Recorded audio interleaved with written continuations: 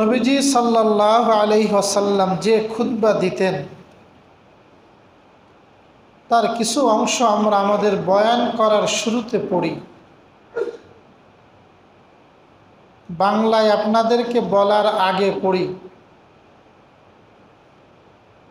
জুমার দ্বিতীয় খুতবার শুরুতেও ওই কথাগুলো আমরা পড়ি, কিন্তু আরবি ভাষাভাষী না হওয়ার কারণে অনেকে এইগুলোর অর্থ জানি না। তো এই জন্য আজকে আমরা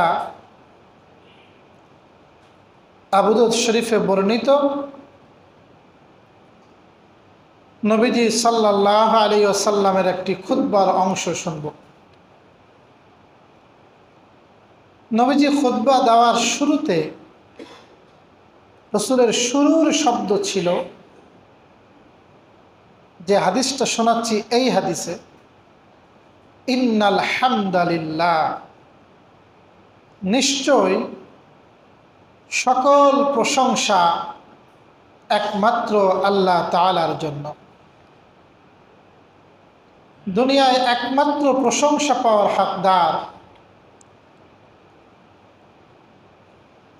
কারণ প্রকৃতপক্ষে দুনিয়াতে আমরা যা কিছু দেখি, একজন লোক খুব সুন্দর দেখতে, নাক সুন্দর, চোখ সুন্দর, চুল সুন্দর, এই যে সুন্দর নাক, সুন্দর চোখ, সুন্দর ভুরু, এটা সে নিজে অর্জন করছে না আল্লাহ দান করছেন? তাহলে এই সুন্দরটা আল্লাহ পাকের দান, আল্লাহ দান করেছেন। আবার মনে করেন আপনি সুন্দর একটা বিল্ডিং দেখলেন, বললেন বাহ, সুন্দর একটা বাড়ি বানানো হয়েছে। তা বাহ্যিকভাবে বাড়ি তো ইঞ্জিনিয়ার বানাইছে, মিস্ত্রি বানাইছে, লেবার বানাইছে, কিন্তু ওই ইঞ্জিনিয়ারের মধ্যে এই শখটা দিয়ে দেওয়া, তার ব্রেনে দেওয়া, তার ওই কাজ করতে পারার শক্তি দেওয়া, এই শক্তি আর শখ, এই সবগুলো আল্লাহ তাআলার দান। এই জন্য এগুলো দেখতে গেলে দেখা যাবে প্রশংসা পাওয়ার একমাত্র উপযুক্ত হলেন আল্লাহ। তাই নবীজি খুতবা শুরু করতেন কথা বলে, নিশ্চয় সমস্ত প্রশংসা আল্লাহর জন্য। এর বলেই নবীজি বলতেন নাহমাদুহু, আমরা তার প্রশংসা করছি। প্রশংসা পাওয়ার উপযুক্ত যিনি, আমরা এখন তার কি করতেছি? প্রশংসা করছি। ওয়ানাস্তাঈনুহু, এবং আমরা তার কাছেই সাহায্য চাচ্ছি। প্রশংসার উপযুক্ত যেমন আল্লাহ, কোনো কিছু যখন সাহায্য চাইব, ফাস্তাইন বিল্লাহ, আল্লাহ বলেন, আল্লাহ নবী বলেন যে তুমি তখন সাহায্য চাইবা একমাত্র আল্লাহরই কাছে। আল্লাহই একমাত্র সাহায্যকারী। তো নবীজি বলেন আমরা সাহায্য চাচ্ছি আল্লাহর কাছে, তারই কাছে। ওয়া নাস্তাগফিরুহু, এবং আমরা ক্ষমা চাচ্ছি তারই কাছে। আমি না কিন্তু শব্দ, বহুবচন, নাস্তাগফিরুহু, আমরা ক্ষমা চাচ্ছি তারই কাছে। কারণ যেভাবে আল্লাহ পাকের প্রশংসা করা দরকার, যেভাবে আল্লাহর গুণকীর্তন করা দরকার, এইগুলো আদায়ে আমাদের থেকে ত্রুটি হয়ে যায়। তো এই জন্য আরো বহুবিধ ত্রুটি হয়। নবীজি বলেন নাস্তাগফিরুহু, সকল ত্রুটি থেকে আল্লাহ আমরা আপনার কাছে ক্ষমা চাচ্ছি। বান্দা যখন আল্লাহর কাছে ক্ষমা চায়, আল্লাহ তাআলা ওই বান্দার প্রতি বড় খুশি হন। এর বিপরীত বান্দা যখন আল্লাহর কাছে ক্ষমা চায় না, বিভিন্ন গুনাহে নিমজ্জিত থাকে, আল্লাহর পক্ষ থেকে তখন আযাব দেওয়া হয়। এই যে আমরা এখন যে অবস্থান করতেছি, প্রচণ্ড গরম, বৃষ্টি নাই, এই যে এত গরম, এত কষ্ট, যা আমাদের এলাকাতে সাধারণত হয় না, এটাও আল্লাহ পাকের একটা গজব। হাদিসের মধ্যে আসছে, যখন কোনো বিপদ, কোনো গুনাহ আম হয়ে যায়, ব্যাপকতা লাভ করে, আল্লাহ তাআলা তখন এই অনাবৃষ্টির আযাব আল্লাহ পাক তাদেরকে দান করে। আজকে আমাদের সমাজে বিভিন্ন গুনাহ আম হয়ে গেছে, এবং এই গুনাহগুলো আমাদের কাছে কোনো গুনাহই মনে করা হয় না। চিন্তা করতে পারেন, একজন জলজান্ত মানুষকে একটা মিথ্যা অপবাদ দিয়ে, যে মূর্তিতে আগুন দিয়েছে, পিটাই পিটাই হত্যা করল, হাত পা বেঁধে, মানুষ তো একটা কুকুরকেও ভাবে মারে না, এবং আমরা সবাই চুপ, কোনো কথা নাই, মিডিয়া চুপ, কথা নাই, দায় সারা কিছু লিখতেছে হয়তো, এবং সেই প্রতিবাদ করতে যায় আবার অনেকে আহত। আজকে আমরা বাংলাদেশে মুসলমানরা সালাতুল ইস্তিসকা পড়বে, অনেক জায়গায় এরকম হয়েছে, বাধা। তরবারি নিয়ে মিছিল করে হিন্দুরা, কোনো বাধা নাই। এই কথাগুলো বলাও আমাদের জন্য ঝুঁকিপূর্ণ হয়ে গেছে। তওবা করা দরকার, আল্লাহর কাছে হিসাব দিতে হবে। আল্লাহ তাআলা কোরআনে সূরা নূহের মধ্যে বলেন, وَقُلْتُ اسْتَغْفِرُوا رَبَّكُمْ إِنَّهُ كَانَ غَفَّارًا يُرْسِلِ السَّمَاءَ عَلَيْكُمْ مِدْرَارًا وَيُمْدِدْكُمْ بِأَمْوَالٍ وَبَنِينَ। আল্লাহ তাআলা নূহের ভাষায় বলতেছেন, নূহ তুমি বলো, তোমরা সকলে আল্লাহর কাছে মাফ চাও, জাতীয়ভাবে তওবা করো, মাফ চাও। যদি এভাবে মাফ চাও যে ভুল হয়েছে, আল্লাহ বলেন, ইউরসিলিস সামা আলাইকুম মিদরারা, আমি আল্লাহ তোদেরকে মুষলধারে উপকারী বৃষ্টি আমি আল্লাহ তোদেরকে দান করব। বৃষ্টির সাথে তওবার সম্পর্ক, বৃষ্টির সাথে মাগফিরাতের সম্পর্ক। বান্দা যখন আল্লাহর কাছে তওবা করবে, ক্ষমা চাবে, আল্লাহ তাআলা দান করবে, আবহাওয়া ঠান্ডা করবেন। যেহেতু আল্লাহ নবীর দোয়া আছে, এই নবীকে আল্লাহ পাক এই উম্মতকে একবারে ধ্বংস করবেন না। নবীর সেই দোয়ার কারণে আমরা বেঁচে আছি, এই জন্য আমাদেরকে এখনো ধ্বংস করা হচ্ছে না। পশু পাখির জন্য এখনো ধ্বংস করা হচ্ছে না, নতুবা আমাদের যে পাপ, আমরা ধ্বংস হওয়ারই উপযুক্ত ছিলাম। তো এই জন্য ভাই, আল্লাহর কাছে মাফ চাওয়া দরকার আমাদের। নবীও শিক্ষা দিয়েছেন, আল্লাহ আমরা আপনার কাছে মাফ চাই। এরপরে নবীজি বলতেন, ওয়ানাউযু বিল্লাহি মিন শুরুরি আনফুসিনা, এবং আমরা আল্লাহর কাছে আশ্রয় চাই আমাদের অন্তরের, আমাদের মনের অনিষ্ট থেকে। দুষ্টু মন, মনটা যার খারাপ, এই ব্যক্তির তওবা কবুল হওয়ার সম্ভাবনা একেবারেই ক্ষীণ। যে ব্যক্তির অন্তরের সাথে খারাপই করে,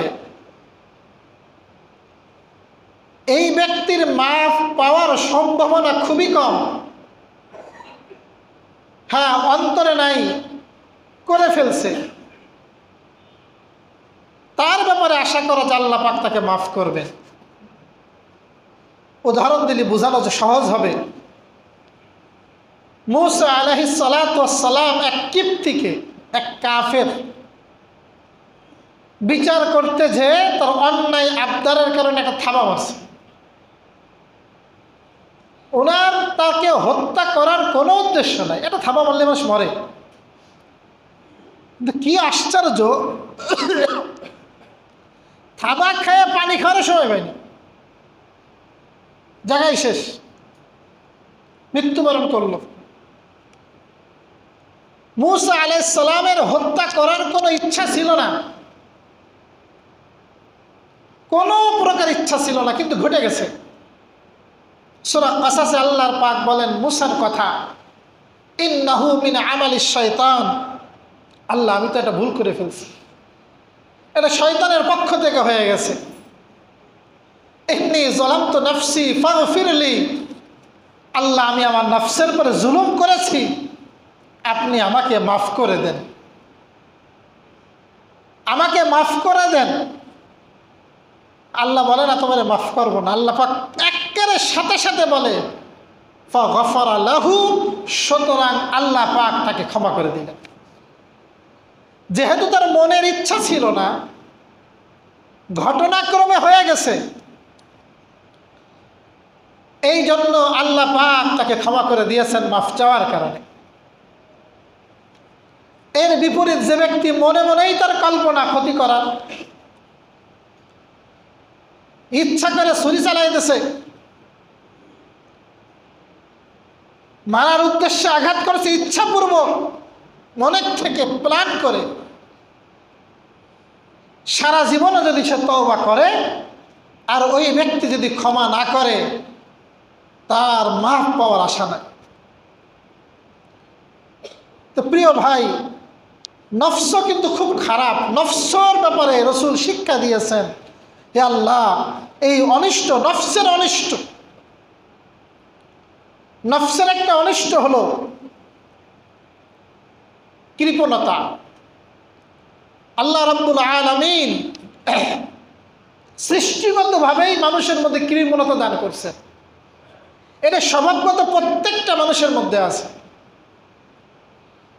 আমার মধ্যে, সবার মধ্যে আছে। দেখেন না, একটা ছোট বাচ্চা 6 মাস 1 বছর বয়স, একটা 10 টাকার নোট দেবেন, এরপর নিতে চাবেন, দেবে? ও আরো শক্ত করে ধরে, ওরে বাবা, তো ছাড়ানোই যায় না,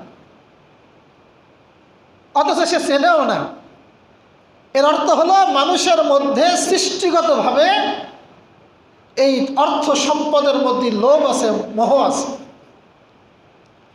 আল্লাহ নবী একদিন খুতবা দিচ্ছেন, জুমার খুতবা বা যে কোনো খুতবা, জুমার খুতবা, তিরমিজি শরীফের হাদিস। হাসান হোসেন ঢুকছে মসজিদের মধ্যে, 2 পিচ্চি তা চাদর গাইতেছে এমনভাবে, ওই চাদর পার মধ্যে চাদর পড়ে ও খালি পড়ে যাচ্ছে, হুজুর থেকে পড়ে যায়, বাচ্চারা তো হাঁটতেও পারে না। রসুল খুতবা দিচ্ছিলেন দাঁড়িয়ে, ওদের পড়ে যাওয়া দেখে রসুল খুতবা থেকে নেমে গেছেন, মেম্বার থেকে নেমে গেছেন, ওদের 2টার ভালো করে ধরছেন, কোলে নেছেন, এবার কোলে নিয়ে দাঁড়ায় দাঁড়ায় খুতবা দিচ্ছেন। এরকম ভালোবাসতেন হাসান আর হুসাইনকে। তা খুতবার মধ্যে রসুল বলতেছেন, ইন্নাকুম লাতুবাখিলুনা ওয়া লাতুজান্নিবুনা ওয়া লাতুজাহিলুনা ওয়া ইন্নাকুম লামিন রাইহানিল্লাহ। সুবহানাল্লাহ। নবী বলতেছেন, এই তোরা, মানে এই বাচ্চাদেরকে বলতেছেন, নিশ্চয় তোমরা মানুষদেরকে কৃপণ বানিয়ে দাও। মানুষ পাই পাই করে টাকা জমায় ছেলেমেয়ের জন্য, খরচ করে না। আবার এই তোরাই মানুষদেরকে কাপুরুষ বানিয়ে দাও।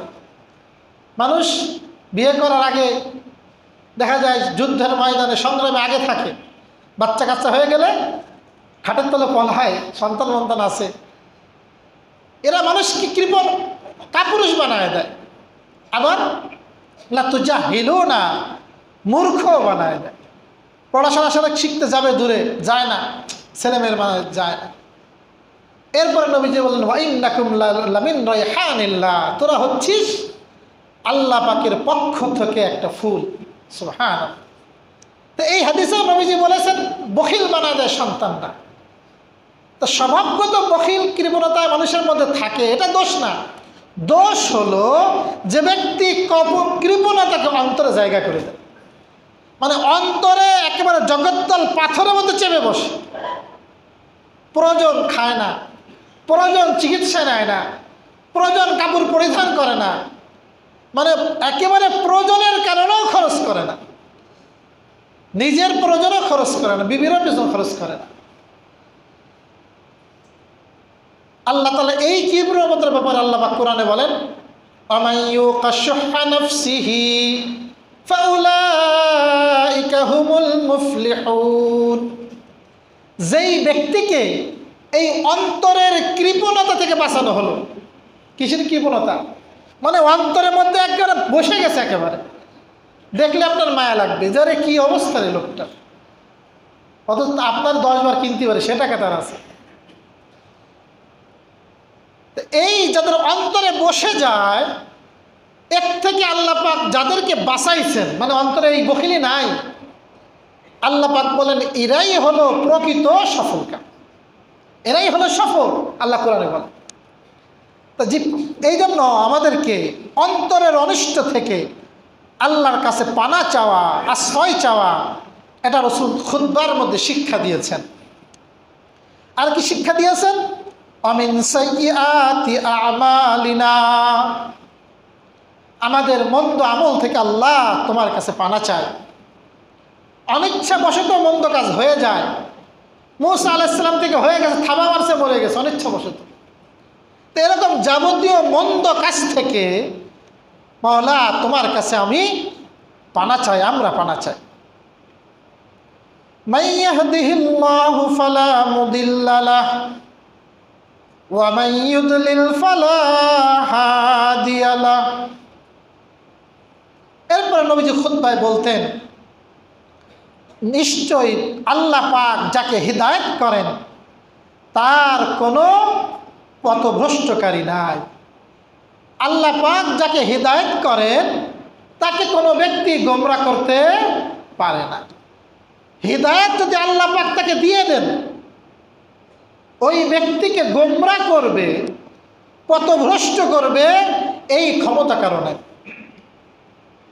মূসা আলাইহিস সালাতু ওয়াস সালামের যুগে যে সমস্ত জাদুকররা মূসার পরে, নবীর পরে, আল্লাহর পরে ঈমান আনলেন, ফিরআউনের পক্ষ থেকে ঘোষণা আসলো লা উকাত্তিআন্না আইদিয়াকুম ওয়া আরজুলাকুম মিন খিলাফিন ওয়া লা উসাল্লিবান্নাকুম ফি জুযু'ইন নাখ। সব জাদুকরদেরকে জানিয়ে দিল আমি অবশ্যই অবশ্যই তোদের হাত আর পা বিপরীত মুখে কাটব, ডান হাত বাম পা কেটে দেব, খেজুরের গাছের গোড়ায় তোদেরকে শুলে চড়াবো যদি তোরা এই ঈমান থেকে ফিরে না আসিস। কিন্তু আল্লাহ পাক যখন হেদায়েত করেছেনই, ওই জাদুকরদেরকে তা ফিরায় আনতে পারেনি। সত্যি হাত কাটছে, পা কাটছে, শুলে চড়ায় রাখছে, একজন জাদুকরকেও তারা ঈমান থেকে ফিরাতে পারে। প্রত্যেকটা জাদুকর, হাজার হাজার জাদুকর আল্লাহ পাকের একত্ববাদের স্বীকার করে শাহাদাতে মৃত্যুবরণ তারা করেছে। কারণ ঈমান যখন অন্তরের মধ্যে ঢুকে যায় তখন ওই ব্যক্তিকে কেউ ফিরাতে পারে না। সূরা বুরুজ কোরআনে কারিমের মধ্যে, সূরা বুরুজ লম্বা চওড়া ঘটনা। কিছু মানুষ যখন একটি ঘটনায় মুসলমান হলো, অসংখ্য মানুষ মুসলমান হয়ে গেল, বাদশা বলল তোদের প্রত্যেককে এই যে তেল গরম হচ্ছে, এই তেলের মধ্যে পুড়ায় তোদেরকে বেগুনি আর পেঁয়াজি বানাবো। অসংখ্য হাজারো মানুষ নিজে আগুনের মধ্যে যেমন তেলের কড়াইয়ের মধ্যে ঝাঁপ দিয়েছে, মৃত্যুকে আলিঙ্গন করেছে, একজন ব্যক্তিকে সে ঈমান থেকে ফেরাতে পারে। ছোট্ট একটা বাচ্চাকে যখন তার মায়ের কোল থেকে ছিনিয়ে নেওয়া হলো আর আগুনের মধ্যে ফেলানো হলো যে এক্ষুনি তাকে ফেলাই দেওয়া হবে, মা চাচ্ছিল মায়ের অন্তর্ত নরম সন্তানের কারণে ফিরে আসি। আল্লাহ পাক সন্তানের জবান খুলে দিয়েছিলেন, নাবালেগের জবান, মাসুম বাচ্চার জবান খুলে দিয়েছিলেন। শিশু বলেছিল, মা তুমি কখনোই ইসলাম থেকে ফিরে এসো না। আল্লাহ পাক আমি এখানে চলে যাচ্ছি, তোমার জন্য অপেক্ষা করতেছি, তুমিও আসো। ওই জালেম বাদশাহ মা কেউ ঈমান থেকে ফিরাইতে পারেনি। তো এই জন্য ঈমান যখন আল্লাহ পাক কারো অন্তরের মধ্যে দিয়ে দেয়, কোন শক্তি তাকে ঈমান থেকে বিচ্যুত করতে পারে। কিন্তু সমস্যা হয়েছে আমরা তো ঈমান পাইছি জন্মসূত্রে, আমাদের ঈমান হলো জন্মসূত্রে ঈমান, আমরা তো মেহনত করিনি, চাইও নি। এই জন্য আজকে আমাদের ঈমানের মধ্যে দুর্বলতা। দারুল উলুম দেওবন্দ ভারত এর শাইখুল হাদিস ছিলেন, ভারতবর্ষে তাকে 1 নম্বর আলেম মনে করা হতো, মুফতি সঈদ আহমদ পালনপুরি রহিমাহুল্লাহ। উনি একটা ঘটনা লিখছেন, এক ছাত্র নব মুসলমান হয়েছে অমুসলিম দেশে, নতুন মুসলমান হয়ে মুখে দাড়ি রাখছে, আর তার যে বন্ধু বান্ধব পুরাতন মুসলমান তাদের মুখে দাড়ি নাই। এ নতুন মুসলমান হয়ে মুখে দাড়ি, যারা পূর্ব থেকে মুসলমান জন্মসূত্রে মুখে দাড়ি নাই। এখন ওই পুরাতন মুসলমানরা নব মুসলমান ছাত্র ভাইকে বলতেছে, আরে তোর দাড়ি রাখার দরকার নাই, এটা তোর ফরজ না, দাড়ি কেটে ফেল। তো ওই নতুন মুসলমান বলতেছে, দাড়ি রাখা ফরজ না ওয়াজিব না সুন্নাত আমি জানি না, তবে আমি এতটুকু জানি দাড়ি রাখা আমার নবীর নির্দেশ, আমার রসুলের নির্দেশ। আমার নবী দাড়ি বিহীন ছিলেন না, আমার নবী দাড়ি রাখতেন।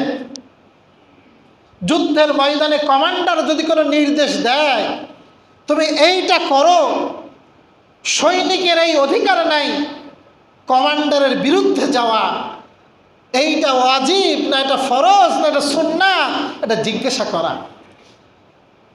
ওই নব মুসলমান বলতেছে, আমার কমান্ডার আল্লাহর নবী, সুতরাং আমার কমান্ডার আমাকে যে নির্দেশ করেছেন, তিনি তার জীবনকে যেভাবে অতিবাহিত করেছেন, আমি তার সৈনিক, আমার দায়িত্ব ওইভাবেই পরিচালিত করা, ওর বিপরীত কোনো কাজ না করা। তিনি বলতেছেন একটা নতুন মুসলমানের এই ঈমানের জজবা, আর যারা জন্মসূত্রে মুসলমান তাদের মধ্যে এটা নাই। প্রিয় ভাই, তো এই জন্য আল্লাহ পাক যাকে হিদায়াত করেন তাকে কেউ গোমরাহ করতে পারে না। পরক্ষণেই নবীজি বলেন, ওমাই ইউযলিল ফালা হাদিয়া লাহ, আর আল্লাহ পাক যাকে গোমরাহ করেন তাকে কেউ হিদায়াত করতে পারে না। আল্লাহ পাক সূরা বাকারার মধ্যে বলেছেন, খাতামাল্লাহু আলা কুলুবিহিম, ওর অন্তরে আল্লাহ সিল মোহর মেরে দেন। কত ভালো কথা শোনে, কত সুন্দর কথা শোনে, কিন্তু অন্তরটা পুড়ে কয়লা হয়ে গেছে। হক কথা তার হৃদয়ের মধ্যে ঢোকে না, হক কথাকে সে গ্রহণ করার তৌফিক আর যোগ্যতা হয় না, ওইভাবেই তার জীবন অতিবাহিত হয়ে যায়। এখানে আপনারা প্রশ্ন করতে পারেন যে আল্লাহ যাকে হিদায়াত করেন তাকে কেউ গোমরাহ করতে পারে না, আল্লাহ পাক যাকে গোমরাহ করেন তাকে কেউ হিদায়াত করতে পারে না। এখন একজন ব্যক্তি যে গোমরাহ, সে যদি একথা বলে আমার কি দোষ, আল্লাহই তো আমার গোমরাহ বানাইছে, আল্লাহ যদি আমাকে হেদায়েত করতাম, হেদায়েত পাইতাম, নামাজে আসতাম, আমিও সুন্নতি জীবন যাপন করতাম, এখানে আমার দোষ কি? খুব ভালো করে বুঝতে হবে, আল্লাহ তাআলা ততক্ষণ পর্যন্ত হেদায়েত করবেন না যতক্ষণ পর্যন্ত আপনার চাওয়া না থাকবে। দুনিয়ার নিজাম হলো আপনি চাবেন, আল্লাহ পাক আপনার চাওয়া অনুমতি দান করবেন। একজন মানুষকে আল্লাহ পাক একেবারে নর্দমা থেকে চাওয়া ছাড়া হেদায়েত করে একেবারে আল্লাহর উতুব বানায় দেবেন। এই জন্য আপনার মেহনত করতে হবে, আপনার চাইতে হবে। যে চাবে আল্লাহ পাক তাকে হেদায়েত করে দিবেন, যে চাবে না তার কোনো চাওয়া নেই, আল্লাহ পাকের নিজাম, আল্লাহ পাক তাকে হেদায়েতও করবেন। এই জন্য যেমন আবু তালেবের ক্ষেত্রে হয়েছিল, আবু তালেব চায়নি, নবীজির চাচা চায়নি, নবীজি খুব চাইছেন, নবীজি খুব চাইছেন আমার চাচা মুসলমান হোক, কিন্তু আবু তালেব চায়নি, যার কারণে তার হেদায়েত কপালে জোটে। এই জন্য আল্লাহর কাছে হেদায়েত চাওয়া, আল্লাহর কাছে হেদায়েত চাওয়া। আমার কাছে এক ভাই অনেক দিন আগে আসলেন, বলল আমি কোন গ্রুপে যাব, কোন দল করব। আমি তারে বললাম আপনি বলেন, আপনি আল্লাহর কাছে দোয়া করবেন, আমি বলবো না আপনি আমার গ্রুপে আসেন, আমি বলবো না আপনি ওই গ্রুপে যেন না, আমি বলি আপনি আল্লাহর কাছে দোয়া করেন, আল্লাহ আমাকে তুমি হেদায়েত করো, আল্লাহ আমাকে তুমি সিরাতে মুস্তাকিমের পরে চলার তৌফিক দান করো। আমি বলতেছি না আপনি অমুক গ্রুপে যান, আপনি বলবেন আল্লাহ আপনি আমাকে হেদায়েত করেন, আল্লাহ আমাকে সিরাতে মুস্তাকিম, যেটা জান্নাতের পথ, সেই পথ আমাকে চলার তৌফিক দিয়ে দেন। আল্লাহ পাক আপনাকে একটা আকল দিয়েছে, বুদ্ধি দিয়েছে, আপনি এইভাবে দোয়া করতে থাকেন, ইনশাআল্লাহ আপনার আকল আপনাকে সঠিক পথে পরিচালিত করবে। কিছু ভাই আছে এই দোয়াও করে না, এই দোয়া করতে চায় না, এই দোয়া করলে ওই দলে চলে যায় কিনা, এই দোয়া করে না যে ইহদিনাস সিরাতাল মুস্তাকিম, এটা চায় না, হেদায়েতের দোয়া করতে চায় না। হেদায়েতের দোয়া করলে আবার না জানে কি হয়ে যায়। হেদায়েতের দোয়া করলে আমরা কোনো দলের কথা বললাম? হেদায়েত মানে তো আল্লাহ পাক যে সঠিক পথ, সেইটা আমি চাচ্ছি আল্লাহর কাছে। এই জন্য ভাই আল্লাহর কাছে হেদায়েত চাওয়া, হেদায়েত পাওয়া অনেক বড় আল্লাহ তাআলার নিয়ামত। এরপরে নবীজি খুতবার মধ্যে বলতেন, ওয়াশহাদু আল্লা ইলাহা ইল্লাল্লাহু ওয়াহদাহু লা শারীকা লাহ, এবং আমি সাক্ষ্য দিচ্ছি আল্লাহ ছাড়া কোনো উপাস্য নাই, তিনি একক, তার কোনো শরীক নাই। লক্ষ্য করেন, এতক্ষণ যা কিছু নবীজি বলেছেন বহু বচন আমরা, এবার এখান থেকে নজরুল বলতেছেন এক বচন, আমি সাক্ষ্য দিচ্ছি, আমি সাক্ষ্য দিচ্ছি, বহু বচন বলেননি।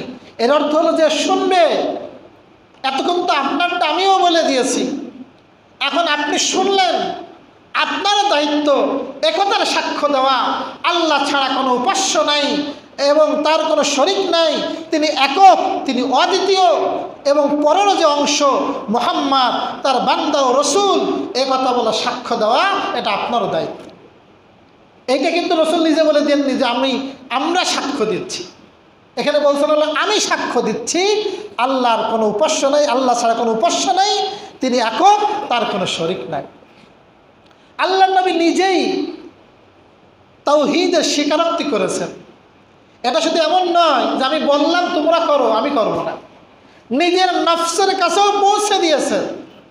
অন্যকে বলেছেন নামাজ পড়ার কথা, রাসূল নিজে নামাজ পড়েছেন, অন্যদের থেকে বেশি পড়েছেন। অন্যদের জন্য তাহাজ্জুদ তো ফরজ ছিল না, নবীদের জন্য তাহাজ্জুদের নামাজ ফরজ ছিল, আরও বেশি পড়ছেন। রোজা অন্যরা রাখছে, রসুলও রাখছেন। তো এই জন্য রসুল নিজে স্বীকারোক্তি করতেছেন, নিজে সাক্ষ্য দিচ্ছেন যে আমি সাক্ষ্য দিই আল্লাহর কোনো উপাস্য নাই।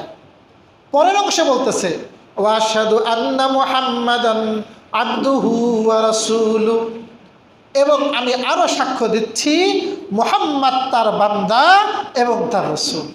মুহাম্মদ তার বান্দা ও রসুল, নিজের সাক্ষ্য নিজেই দিচ্ছেন। এখানে আমাকে শিক্ষা দেওয়া হয়েছে রসুলের মর্যাদা এটাই যেটা রসুল বলেছেন। রসুল হলেন দুই বিষয়ের সমন্বয়। রসুল আল্লাহ পাকের বান্দা এবং রসুল। এক শ্রেণী আছে, এরা আল্লাহ নবীকে সম্মান করতে যে অনেক উপরে উঠায় দেয়। যেমন বলে ফেলে আল্লাহ রসুল হাজির নাজির জানেন, তিনি গায়েব জানেন। নাউজুবিল্লাহ, গায়েবের ইলম একমাত্র আল্লাহ তাআলার।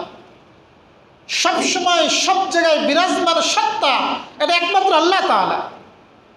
এখন আপনি তো ভালোবেসে বলে ফেললেন, আবেগে বললেন, কিন্তু এটা তো রসুল বলেননি। রসুল বলেছেন আমি হলাম তার বান্দা, আমি রব নই। এই তো রসুল শিক্ষা দিয়েছেন, খবরদার।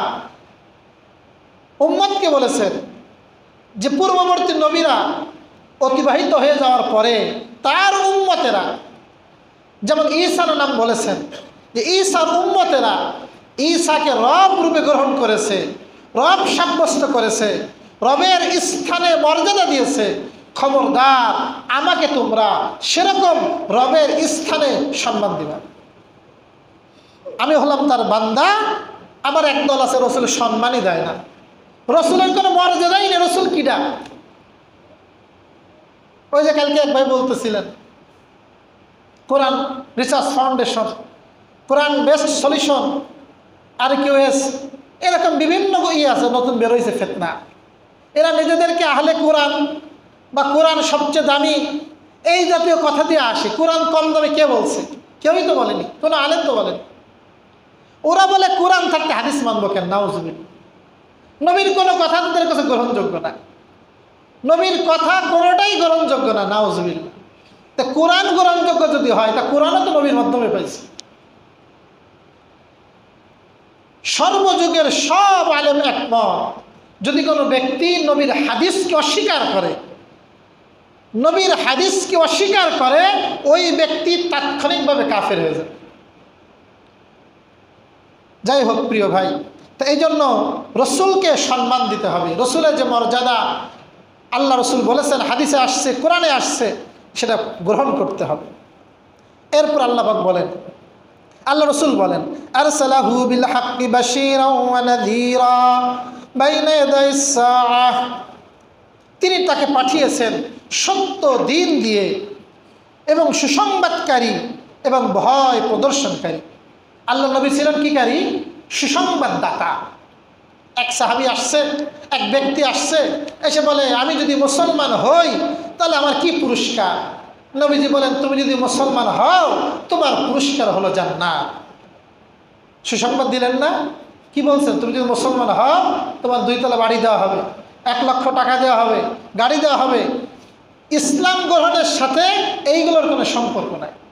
রসুল সুসংবাদদাতা ছিল, আখিরাতে তুমি জান্নাত পাবা। মুসলমান হইলে দুনিয়াতে যদি তুমি কিছু পাও, লামসাম পাইছো, এটা আল্লাহ পাকের করুণা। না পাইলেও কোনো সমস্যা নাই, কারণ আসল জীবন আসতেছে, ওই জীবনে দেওয়ার তোমাকে ওয়াদা করা হয়েছে। আবার নবীজি ছিলেন নাজির, ভয় প্রদর্শনকারী। যারা ঈমান আনে না, নবীর কথা শোনে না, এদের জন্য জাহান্নাম অপেক্ষা করতেছে, এই সতর্কবাণী রসুল ছিলেন। এবং নবীকে পাঠানো হয়েছে বাইনা ইয়াদাইস সাআহ, কিয়ামতের সামনে, একেবারে সামনেই কিয়ামত। রসুল বলেন আনা ওয়াস-সাআহ কাহাতাইন, আমি আর কিয়ামত এর মাঝখানে এরকম ব্যবধান, এতটুকু ব্যবধান, এর থেকে ব্যবধান নাই। আরও কিছু অংশ ছিল, আচ্ছা এই পর্যন্ত থাকুক। তো এটা ছিল রসুলের খুতবার একটা অংশ। আল্লাহ সুবহানাহু ওয়া তাআলা যে কথাগুলো বলা হলো আমাদের সকলকে বুঝার, আমল করার তৌফিক দান করুন। আমিন। ওয়া আখিরু দাওয়ানা।